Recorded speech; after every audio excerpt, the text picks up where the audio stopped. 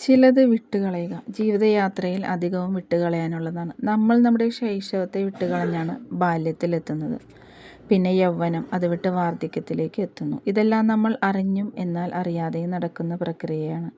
ഇതിനിടയിൽ ഒരുപാട് ശാരീരിക മാനസിക വളർച്ചയും അനുഭവങ്ങളും നമ്മളെ കടന്നുപോയി കാണും.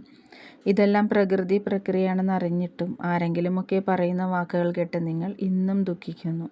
അത് എന്തിനാണ് എന്ന് ഒന്ന് ചിന്തിച്ചു നോക്കൂ. നമ്മൾ നമ്മുടെ ജീവിതത്തെ പാകപ്പെടുത്തിയെടുക്കുമ്പോൾ, നമ്മൾ നമ്മുടെ സ്വപ്നങ്ങൾക്ക് പിറകെ പോകുമ്പോൾ ആരൊക്കെയോ പറയുന്ന വാക്കുകളുടെ അർത്ഥവും നാനാർത്ഥവും പരിശോധിച്ച് അവരുടെ ജൽപ്പനങ്ങൾക്ക് വശംവദരായി താനായി വളർത്തി വലുതാക്കിയ ആഗ്രഹങ്ങൾ, അഭിലാഷങ്ങൾ മാറ്റിവെച്ചുകൊണ്ടുള്ള ജീവിതം നമുക്ക് മരണതുല്യമാണ്. സമൂഹം പറഞ്ഞു പരത്തുന്ന അസത്യങ്ങൾക്ക് മുമ്പിൽ സ്വന്തം സ്വപ്നങ്ങളും ശേഷികളും അടിയറ വെച്ചാൽ അവർ പറഞ്ഞതെല്ലാം ഒരിക്കൽ സത്യമാകും. ആരെങ്കിലും എന്തെങ്കിലുമൊക്കെ പറയട്ടെ, അത്തരം വാക്കുകളുടെ പിന്നാലെ നാം പറയേണ്ടതില്ല. കളനാശിനികളുടെ രൂപത്തിൽ പ്രത്യക്ഷപ്പെടുന്ന വിളനാശിനികളെ നമ്മൾ തിരിച്ചറിയുക തന്നെ വേണം.